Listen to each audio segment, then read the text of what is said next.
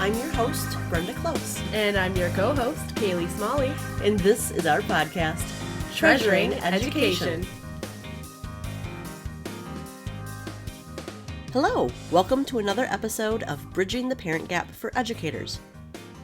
Today, we're discussing one way to build bridges that connect classroom resources with the invaluable support of parents. That's right. We're here to help you create a strong partnership between educators and parents, maximizing classroom resources to enhance the learning experience for students. We've divided today's discussion into 4 categories: sharing beginning of the year resources, unit level overviews, other learning related resources, and window into your classroom. So let's kick things off with how educators can effectively share beginning of the year resources with parents. There are many ways to present resources to our school families. Keep in mind that while most parents today are good about checking the digital world for communication, the physical copy in the backpack or in the mailbox is always a smart communication channel. And the bonus, it shows parents that the information is so important that we will put it in print. It's even a different mode. Although I prefer my reading digitally, Mom, I know you keep paper copies of just about everything. So let's talk content. For this beginning of the year list of resources, essential bits of the information include contact information, schedules, and a list of resources. That's like who to contact for specific information like transportation, nutrition, counseling, etc. Right. We should also include textbooks and online resources. By sharing titles, publication years, and links to digital resources, parents can stay engaged with what's happening in our classrooms. Sharing all the curriculum resources up front builds trust. Don't forget to include your classroom periodicals and additional curriculum like SEL or Open Educational Resources, the OER, that you may pull from. We've talked about how clear expectations from parents affect student achievement. So provide on your resources list a way for parents to set and monitor clear expectations and goals.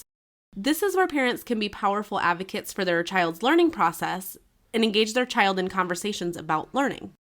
Check out our editable template for parent expectations. You can find it linked in the description of this episode. By involving parents in the process, you can foster a sense of shared purpose. Collaborating on expectations and goals ensures that everyone is on the same page.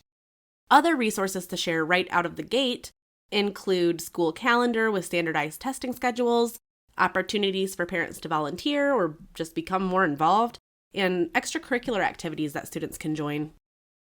Yeah, let's not forget those major systems for both parents and students: the Learning Management Systems, LMS, and Student Information Systems, the SIS.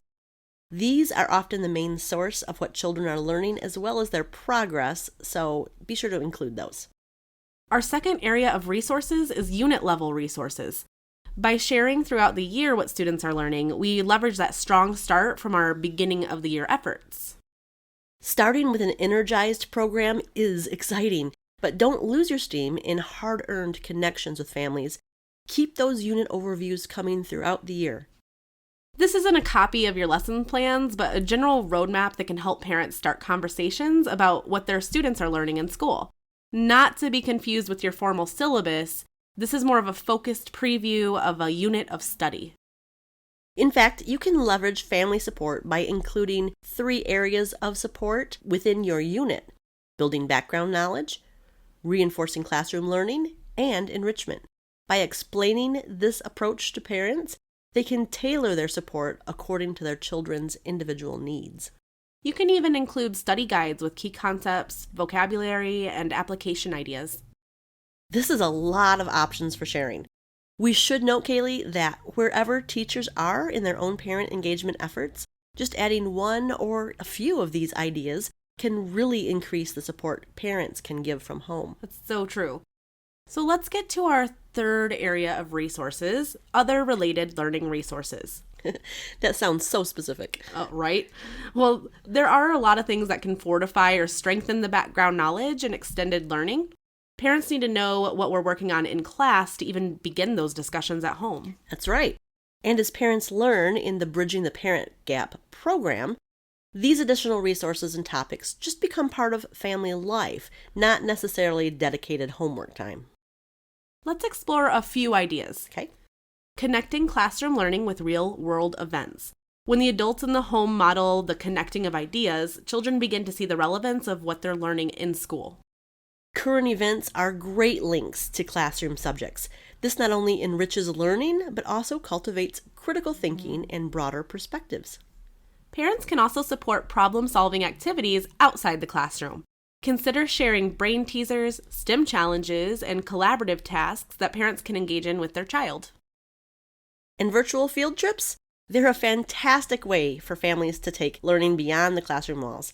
Parents can explore with the child historical sites and museums virtually and then engage in discussions. Virtual is interesting, but exploring the historic and cultural points of interest in your own hometown is even more exciting. So true. Changing gears here, involving parents in progress tracking and reflection is one more way to encourage a culture of continuous improvement and shared responsibility at home. Yes, educators can suggest ways for parents to track and celebrate their child's academic progress. Self-assessment prompts can encourage students to reflect on their learning. If you've ever had students track their learning in class, you know how that builds confidence and ownership of learning. It absolutely does. I've seen evidence of the self-efficacy effect size that Hattie records as 0.64. Wow. It can transform the way students engage in class. I've seen it in therapy too. At the beginning of the year, I make sure each student knows what their goals are, and I'm very transparent about the progress they're making. For my older students, they track their own data and can actually see that progression, and it holds them accountable for their efforts. And it really serves as an intrinsic motivator and builds on that self-efficacy. That's amazing. So let's wrap up with our last category, the window into your classroom. We will spend much more time discussing this in the video, but the sharing of classroom experiences with families is a powerful way to support those partnerships. By simply sharing a short video or audio clip of your class, maybe your teaching or your updates, you're quite literally inviting parents in. What an amazing opportunity.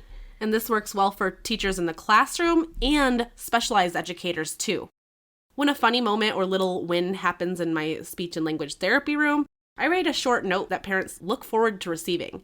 So this year, I'll actually add a short phone message recorded with the student in the room to communicate to parents. I'm really excited.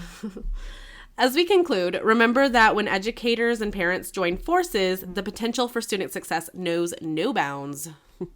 By effectively sharing classroom resources and involving parents, we're forging that powerful partnership that amplifies the impact of education.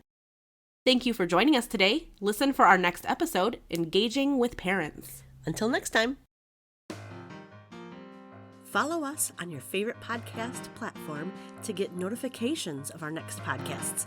And sign up for our newsletter at www.treasuringeducation.com.